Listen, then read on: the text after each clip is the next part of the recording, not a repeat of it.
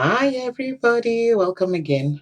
Yeah, so today I just want to talk about reasons why we immigrants should not depend on benefit system. And I think this will be mainly for those people who want to get where they are going quicker. What do I mean by that? Some of us who want to relocate to Nigeria at a certain age, in a certain point in our lives, and people who are looking to go back to where they came from. I mean, we hear that a lot, don't we? We already hear that a lot. We hear, go back to your country, go back to where you come from. So for those who will be looking at going back to where they came from, yeah, this one is for you. For those who want to, like it took some of us longer period of time to achieve certain things, for you to be able to achieve those things quicker. Because I think it only makes sense for people who are looking to Japada to hear from people who have been here longer, and that kind of helps them to shorten the period of time that they will be spending to put that plan together to Jackpada. And one major thing I've found that people talk about, or they consider in their mind, the mindset that they have around benefits kind of unsettles me. You know, a few people have told me that I've met, people who just recently came. I'll say people who came in the last 2 years. They'll say, oh, you can afford this because you're on benefits. Oh, when people are talking and I'm comparing myself with them, they'll say, don't compare yourself with us. You are getting benefit. And I just look at them, I just smile. I'm like, why? This is not one person. These are not two people. These are not three persons that have told me this. So it must be something that immigrants or Nigerians, I would say, because all these people said this thing to me, they are Nigerians. You know, why do you always think that benefit, like everybody gets it? Like you're on benefit because there's no recourse to public fund on my own document. So automatically I'm on benefits. It's very wrong mindset to have. If you are still waiting for your document and you're already having the mindset that as soon as I finish, I'm going to get benefits, just to put it out there, so that people don't understand what I'm saying. Benefit system is good for those who need it. Benefit system is good for those who really need it. I'm in social care. I'm a social worker, and I provide packages of care and things like that. So I know people do need care and support. The kind of care and support I'm talking about are the type that you have children and you want to depend on benefit system for them to give you money to look after your kids when you can actually walk, when you have your hands and your legs and you can walk, or somebody who is not engaging in any employment and rather depending on the stipends that they pay for, the benefit from the benefit system rather than actually going out to work. I think as an immigrant, I think that would be a very unwise thing to do. I imagine somebody who sold everything they have and have come to a system like this. I want to believe that there must be something that drove that passion for you to make that move in the first place. And I don't think you will now come here and now limit yourself by the stipends that you want to get. Don't rely on benefits if you aspire to jackpada. Number one reason is to gain financial independence. You see, that benefit creates that false sense of financial security. False sense of financial security in the sense that you feel, oh, now that I've gotten my papers and I'm now able to get public funds, I can now get benefits. There is one benefit that they pay everybody, all families, once you are eligible. That's called the child benefit, and that's for the children. That's when you have children, you get the child benefit. And they give it, I think, depending on the number of children you have. It's not much. Google it. I won't be telling you the figures. Go on Google, go on gov.uk and Google it. You will see how much they pay. So it's nothing to make anybody rich. It's just to support the children. And once the children get to the age where they are working, they stop the money. But the bad thing about child benefit is that if you work to a certain level, Google it, all these things are on gov.uk website. If you earn a certain amount of money, you and your partner, they will pay you the money, but then you pay it back. You pay it on certain levels until you don't qualify for it entirely. So they collect the money back from you. So it's not, if you don't want to them to take it back, then you walk under the threshold. And by walking under the threshold, sometimes you limit yourself with regards to what you are able to make. UK system is the more you make, the more you pay. And some people, the one that even pains me is people who end their marriages. People who they've brainwashed as soon as they come and they settle down, their mind is so fixed on the benefits that they will end their marriage because of it. Yes, if you're a single mother, you get more. If that's what you want to hear, you get more if you're a single parent. But then you will suffer it as well because all the burden that is supposed to be shared, like all the responsibility that you're supposed to share between you and your partner, only you will carry everything. And from things that I've seen, from cases that I've seen so far, parents who are, single-handedly raising their kids, especially people from our background, they struggle a lot. It is so hard to single-handedly bring up children, especially when they are like my own teenagers. It's so, so hard. So you don't want to put yourself under that kind of stress. A child who is the only mother that is bringing that child up. Some turn out well, but it is very challenging. You have to really like be a hands-on mother to be able to cater for such children. So another point that I will be making is the inability to acquire skills needed for financial freedom. You will be so comfortable with that money. You won't be comfortable, but you will think you're comfortable. Somebody who is working 16 hours, they will increase your money because you are working 16 hours. The moment you increase your number of hours, they will reduce that money. Start telling you work less so that they can continue to pay you that money. And then you continue to enjoy the money. It's just like somebody setting out to become a nuisance. Whereas you can actually work and earn more and get to where you're going quicker. It's all those years you are collecting the money, your able body years that you are collecting those money.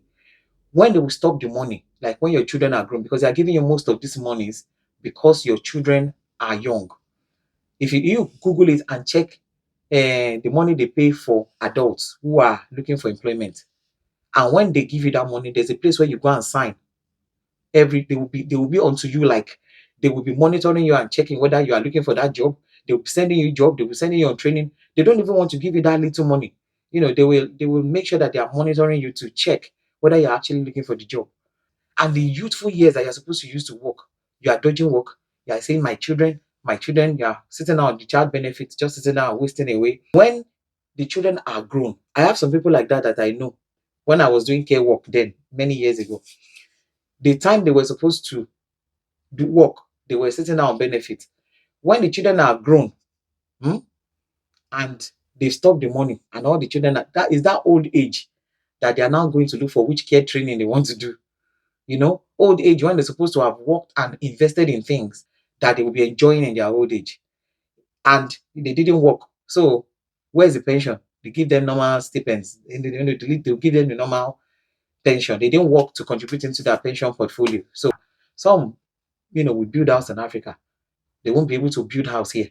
Another point I'll make is the ability to be able to acquire properties. So I just picked this one out because majority of the people in my cycle, as soon as they've gotten on their jobs and they've settled down. I have some people too who came by through COS, for example. So it's not everybody that are fully settled, but I noticed that Nigerians would want to buy a property.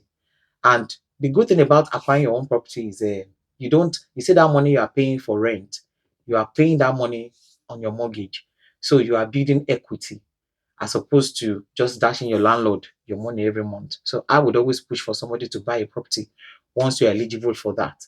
And you can only buy a property when you are not dependent on benefits. You have to be in full-time employment. You have to have your deposit for your property before you can be eligible. And I've never seen anybody who is not working and is buying property. I don't know if that exists. I've never seen one. I know that if the government give you government housing and subsidize it for you, you can buy it from the government. But then you can only do that too if you are working. So I've never seen anybody who is not working and is able to buy property. You need to be in employment. Once upon a time, you can't buy a property without having your indefinite leave at least. But nowadays, you don't need indefinite leave again. Once you are working and you're eligible, you can buy a property. So that's why you see those videos, people popping up, they say, oh, 2 years in UK, I bought my property. Yes. So when you buy a property, you have equity. And then you will see they will start to contact you with different opportunities, different loan opportunities, different, you build your equity, you can sell, you can remortgage your property if the housing system is right, if the rates are okay. You can remortgage, get some money out and redeposit into like a buy to let portfolio or something like that, you can continue to grow. You grow faster from there, as opposed to just sitting down and not doing anything. You won't be able to buy a house. House opens a lot of opportunities. The moment you become a homeowner, obviously, I know people know by now that when we say we buy a house in UK, it doesn't mean you own the house 100%. It's on mortgage. And unlike Nigerians, that's why we say Nigerians. A lot of people are very rich in Nigeria, because in Nigeria you buy your house 100%. Here, you don't own it, but you build your equity on it. And there's also another stigma. That's the next point I'm making: perception and social responsibility, or social stigma. I cannot shy away from this one. This is not right. There shouldn't be any stigma attached to benefits. But I think it is fair to say that there are some people who actually don't need the benefit and will do anything to remain on it. I've seen it. People will do anything to remain on the benefit because they don't want to work. You know, and it is sad for we that are immigrants to copy. To copy this kind of lifestyle. It is not wise for us to copy. So I think what I mean by stigma is I'm bringing this point in because my children, I think they will be more embarrassed to say out there to their friends that, oh, in my house, we get benefits. My mom is on benefits or my dad is on benefit. You know, I think there's that social stigma to it. Like when people hear that you're on benefits, they be like, something is wrong with you, or like you are lazy, you can't walk, and things like that. My children, they say it all the time. Oh, I'm glad that we are not on benefits. Because sometimes they even kind of pick on children who are known to be on benefits. And people need to stop doing that actually, because it's some people are on benefits not because they want to. That's why I said benefits should be for people who really do need it. I don't think it's something that people should be proud of to say I'm on benefit. No.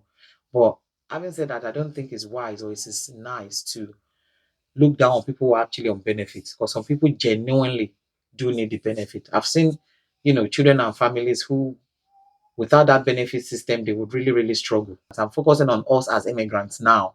For example, if I said to my children to go to the food bank, I remember when we just came into this country, the food bank used to be functioning to the point that anybody can just walk in there and say, okay. The next point I'm making is avoiding legal implications. When you think they are giving you this money, you are going to pay it back if you are not eligible for it and you are collecting it. What do I mean? Sometimes they give people the money, you say, okay, this, that. So people will start working. For example, you're supposed to be working 16 hours and you start working 30 something hours. They might still pay you that money for a while. But as soon as they discover that you are not supposed to have been collecting the money, say for the past 6 months, they will backdate it and give you a bill for you to pay that money back. So all that money you think you are swallowing, you will pay it back. Some people had housing issues at some point. They've given them a house. And the circumstances have since changed that they are now in a better place. They've now bought another property. Is it the one that the government gave them? Instead of them to just take the keys and go and hand it back to the government and say, thank you so much. My circumstance has improved. I now live a better life. This is your house back. They will secretly look for somebody to be living there and be collecting the money. These are some of the nasty things that our Nigerians do, and I don't see why, because at the end of the day, you become on the news now, you become scandal for you. They put you on the news, then we start say, hey, another Nigerian has done this. So if you are doing it, you know yourself, stop it. Because at the end of the day, you are going to stain all of us together. You are going to stain our community together. So why don't you just give back the key? I don't need the house anymore. Or maybe they are paying you housing benefits. And you know that, okay, now I can afford now to pay my own housing benefit. The moment they know, you might have been collecting the money for 2 years, or maybe rent it out to somebody for a number of years. The moment they discover that you are no longer living at that address and somebody else is living there, you are now collecting rent from that person, you will pay back. They will take some people to court. I don't have much, to support my family with. Can I please get some bread, some eggs, some this? And they'll give you, they will give you food, they'll give you milk, they'll give you so many things. In fact, you can come from a food bank with big bags like you've just been to a supermarket. But nowadays, food bank, they will register you. They will ask you for your address. They want to know everything about you. The scrutiny is a lot now. They will nearly fingerprint your hands and your legs before they can give you anything. You do the things you want to do in a dignified manner, invest in the right things, face where you are going so that you can retire with dignity. And then you can go to Nigeria and go and enjoy the sweat of your labor, even if it's just something small that you're able to tie down here and there, as long as you have enough to cater for yourself, for your family, and for your health, that would be enough. So the last point I want to make is, you may never be able to set yourself free from that cycle. And in other words, you won't be able to jackpada, which is the one that pained me the most, because we are pre-jackpada. If you entangle yourself in that cycle, you may never be able to free yourself from it. If you have the dream to jackpada someday, if you don't plan that from now, free yourself, that's your mental state, from benefits. Stop saying, oh, I can't wait to get no recourse to public fund off my citizens so that I can gain benefit. If you don't get that mentality off your head and you enter into that cycle of benefit, you may never be free from it. You will be there. You'll be there, because before you know it, you're already 60. So people will say something is wrong with them when they will want them to diagnose them of something by force so that they can get the money, or diagnose their children of something by force. So somebody always told me to recap the points. I recap again. Number one is to gain financial independence. The second one is an ability to acquire skills that you need for your financial freedom. The third one is, thank you so much for watching, and I will catch you on the next one.